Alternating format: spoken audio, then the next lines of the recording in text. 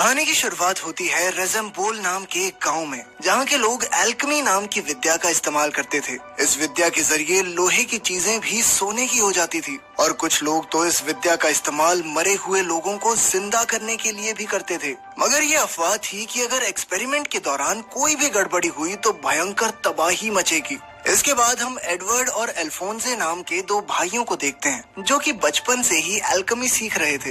वो अपनी लाइब्रेरी की किताबों की मदद से एक्सपेरिमेंट्स करते रहते। एक दिन उन्होंने एक खिलौना बनाया और दौड़कर अपनी माँ को दिखाने गए, पर अचानक उनकी माँ को दिल का दौरा पड़ गया और उनकी मौके पर ही मौत हो गई। अब दोनों भाइयों की देखभाल करने वाला कोई नहीं था। तब एडवर्ड ने कहा कि वो एल्केमी के जरिए अपनी माँ को फिर से जिंदा कर सकते हैं, पर अल्फोंसे ने कहा कि ये बहुत खतरनाक है और अगर गड़बड़ी हो गई तो फिर क्या होगा। लेकिन एडवर्ड ने जैसे तैसे उसे मना लिया। इसके बाद उन्होंने किताब में लिखा हुआ सारा सामान इकट्ठा किया और एक जादुई गोले के बीच में रख दिया। फिर जैसे ही उन्होंने मंत्र बोलने शुरू किए, अचानक गोले में जबरदस्त ऊर्जा पैदा होने लगी और वहाँ एक बहुत ही भयंकर बवंडर बन गया। कुछ ही पलों में उस जादुई बवंडर ने पूरा घर उखाड़ कर रख दिया। इस घटना के 20 साल बाद हम देखते हैं कि एडवर्ड एक पंडित के पीछे भाग रहा था, जिसके पास एक रहस्यमयी लाल पत्थर था। दरअसल ये पारस पत्थर था, जिसकी मदद से बिना ज्यादा तामझाम के एल्केमी की जा सकती थी। पर अचानक उस पंडित ने पत्थर की मदद से एडवर्ड के ऊपर बड़े बड़े पिलर्स से हमला कर दिया।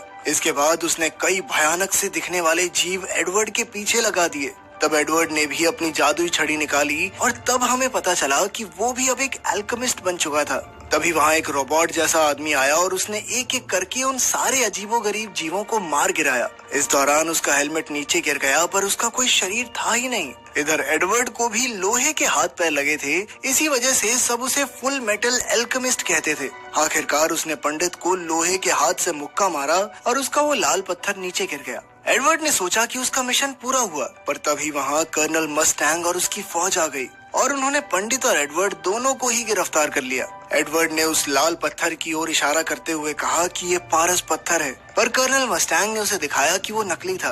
ये देखकर एडवर्ड बहुत दुखी हो गया, क्योंकि वो इतने सालों से उस पत्थर को ढूंढ रहा था। तभी वो रोबोट जैसा आदमी वापस आया, जो कि कोई और नहीं एडवर्ड का भाई अल्फोंसे ही था। बाद में सब मिलिट्री बेस पहुंचे तो कर्नल मस्टैंग ने कहा कि पारस पत्थर जैसी कोई चीज नहीं होती। वो पत्थर जो पंडित के पास था वो उसकी शक्तियों की वजह से चल रहा था। मगर एडवर्ड को अब भी विश्वास था कि कहीं ना कहीं उसे पारस पत्थर जरूर मिलेगा। वो इस पत्थर के जरिए अपने हाथ पैर और अपने भाई का शरीर वापस लाना चाहता था। खैर, फिर घर लौटते हुए एडवर्ड को अपनी बचपन की दोस्त विनरी मिल गई। जब उसे एडवर्ड की कहानी का पता चला तो उसने कहा कि वो भी उसकी मदद करेगी उस पत्थर को ढूंढने में। उधर वो पंडित मिलिट्री के चंगुल से बचते हुए एक खुफिया कमरे में पहुंचा, जहां 3 जादुई गैंगस्टर्स उसका इंतजार कर रहे थे।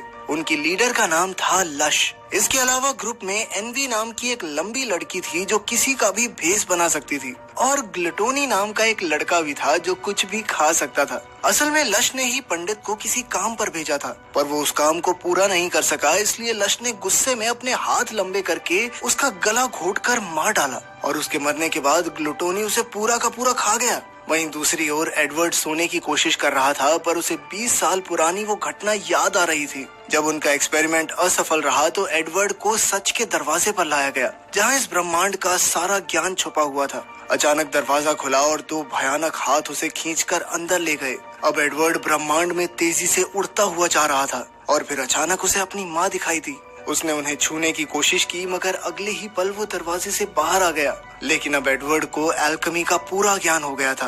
तभी वहाँ एक धुएं के बादल जैसी मूर्ति आई, जिसने कहा कि अगर कोई किसी मरे हुए इंसान को जिंदा करना चाहता है तो उसके बदले में अपने शरीर का एक हिस्सा देना होगा। एडवर्ड अपनी माँ को वापस लाना चाहता था, इसलिए उस परछाई ने उसका एक पैर ले लिया। बाद में जब एडवर्ड की आंख खुली तो वो अपने घर में था और घर वैसा का वैसा था, पर उसका पैर कट चुका था और उसका भाई अल्फोंसे भी कहीं नजर नहीं आ रहा था। तब उसे एहसास हुआ कि अल्फोंसे ने शायद उनकी माँ को वापस लाने के लिए खुद को ही कुर्बान कर दिया हो। इसके बाद एडवर्ड उस जादुई गोले के पास गया, जहां उन्होंने एक्सपेरिमेंट किया था। वहाँ एक काले रंग के धुएं वाला अजीब सा जीव था, जो उनकी माँ तो बिल्कुल नहीं थी। तब गुस्से में वो एक आर्मर सेट से टकराया और अपने भाई को वापस जिंदा करने के लिए पूजा करने लगा। एक बार फिर से वो सच के दरवाजे के सामने आ पहुंचा। इस बार उसे अपने भाई को जिंदा करना था, तो उसके बदले में उसने अपना एक हाथ दे दिया। जब उसकी आंख खुली तो उसने देखा कि अल्फोंसे जिंदा हो गया था, पर उसका शरीर नहीं था। बल्कि वो एक रोबोट जैसा दिख रहा था। खैर, अब वर्तमान समय में कर्नल मस्टैंग दोनों भाइयों और विनरी को टकर नाम के एक एल्केमिस्ट के पास लेकर आया,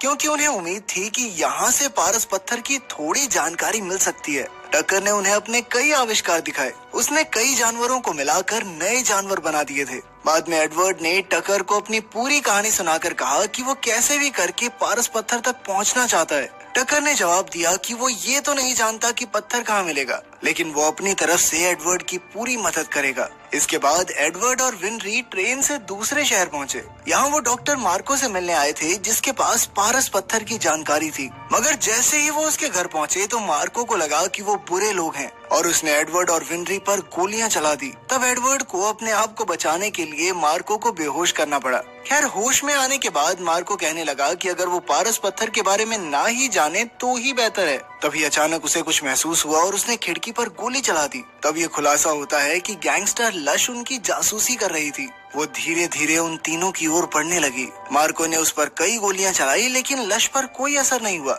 आखिरकार उसने सबको दीवार में चिपका दिया और फिर मार्को के सीने में चाकू घोंप दिया। उसके जाने के बाद मार्को ने अपनी आखिरी सांसें गिनते हुए एडवर्ड को बताया कि पारस पत्थर का सच उसे लेबोरेटरी 5 में मिलेगा। असल में ये एक खुफिया बिल्डिंग थी जिसका इस्तेमाल मिलिट्री करती थी। बस इतना बताते ही मार्को की मौत हो गई। इसके बाद एडवर्ड सीधा टकर के घर पहुंचा और उसने देखा कि टकर ने एक इंसान और कुत्ते को मिलाकर नया जानवर बनाया था। टकर ने बताया कि इस एक्सपेरिमेंट के लिए उसने अपनी बेटी और अपने कुत्ते को कुर्बान कर दिया। इससे पहले के जानवर उसने अपनी पत्नी के शरीर के हिस्से इस्तेमाल करके बनाए थे। ये सुनकर एडवर्ड गुस्से से लाल हो गया और वो टकर को बुरी तरह पीटने लगा। वो तो उसे जान से मारने वाला था, लेकिन फिर ऐन वक्त पर अल्फोंसे ने वहाँ आकर उसे रोका।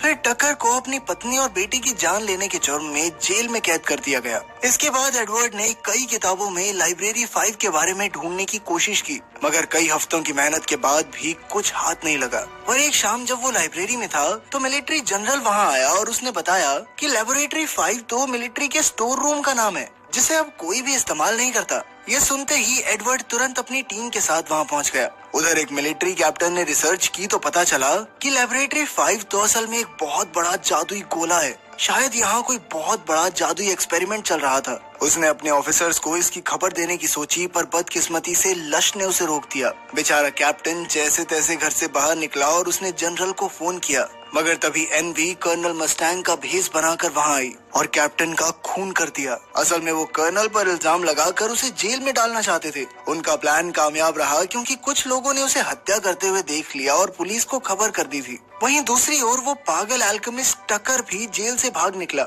इधर एडवर्ड और उसके दोस्तों को भी गिरफ्तार कर लिया गया, क्योंकि वो अक्सर खूनी मस्टैंग के साथ दिखाई देते थे। उन्हें एक कमरे में कैद कर दिया गया, पर एडवर्ड बड़ी ही चालाकी से सबको लेकर भाग निकला। इसके बाद वो एक गाड़ी चुरा कर लेबोरेटरी 5 में पहुंचे, जहां कर्नल मस्टैंग और एक लेफ्टिनेंट के बीच लड़ाई चल रही थी। अचानक मस्टैंग ने चुटकी बजाई और लेफ्टिनेंट को आग लग गई। सबको लगा कि मस्टैंग पागल हो चुका है, पर तभी जलते हुए लेफ्टिनेंट का रूप बदला और तब हमें पता चला कि वो लेफ्टिनेंट के भेष में एनवी थी। जल्द ही लश और उसके गुंडे भी वहां आ पहुंचे और लश ने मस्टैंग के पेट में चाकू घोंप दिया। इसके बाद वो वहां से भागने लगी तो एडवर्ड ने उसका पीछा किया, मगर जल्द ही वो एक सुनसान कमरे में पहुंचा जहां एक बड़ा सा जादुई गोला बना हुआ था। लेकिन इससे पहले कि वो कुछ समझ पाता, साइंटिस्ट टकर उसके सामने आ गया। उसने अपनी जेब से एक पारस पत्थर निकाला और कहा कि यहाँ हजारों की तादाद में ये पत्थर बनाए जाते हैं। असल में ये ऑपरेशन मिलिट्री का ही चलाया हुआ था। फिर टकर ने कहा कि किसी मरे हुए इंसान को जिंदा करने के लिए कुर्बानी तो देनी पड़ती है,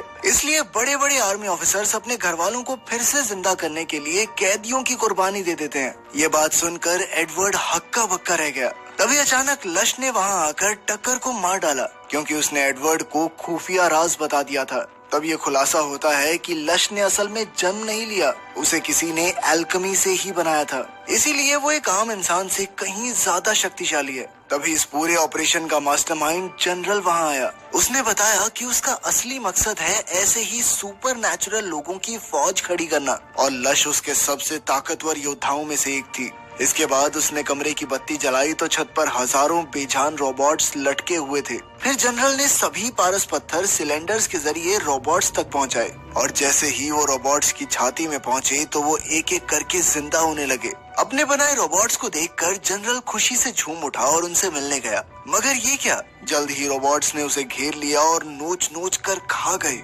जल्द ही कर्नल अल्फोंसे और विनरी भी कमरे में आ पहुंचे और फिर एडवर्ड के साथ मिलकर रोबोट्स का सामना करने लगे। रोबोट्स बहुत ज्यादा थे, इसलिए उन्हें लग रहा था कि आज तो यहीं मारे जाएंगे, पर तब कर्नल मस्टैंग ने कहा कि रोबोट्स को मारने के लिए उनके सर आपस में टकराने होंगे और फिर इसी तरीके से उन्होंने रोबोट्स को मारना शुरू कर दिया। मगर फिर भी उनकी तादाद बहुत ज्यादा थी, इसलिए एडवर्ड और उसके साथी चालाकी से बाहर आ गए। वहाँ उनका सामना लश और उसके गुंडों से हुआ। हालांकि मस्टैंग जख्मी था, मगर फिर भी उसने अपनी सारी शक्ति इकट्ठी करके जबरदस्त आग निकाली, जिसमें एनवी तो जलकर राख हो गई। इसके बाद कर्नल ने लश पर हमला किया, पर कोई फायदा नहीं हुआ क्योंकि वो बार बार जिंदा हो जाती थी। आखिरकार लश ने खुलासा किया कि उसकी छाती में भी एक पारस पत्थर है, जिस वजह से उसके पास बहुत ही ज्यादा ताकतवर शक्तियां हैं। तब एडवर्ड, अल्फोंसे और कर्नल ने मिलकर एक साथ उस पर हमला किया। कर्नल ने अपनी जान जोखिम में डालकर उस पारस पत्थर को निकाल लिया, जिससे लश की तुरंत ही मौत हो गई।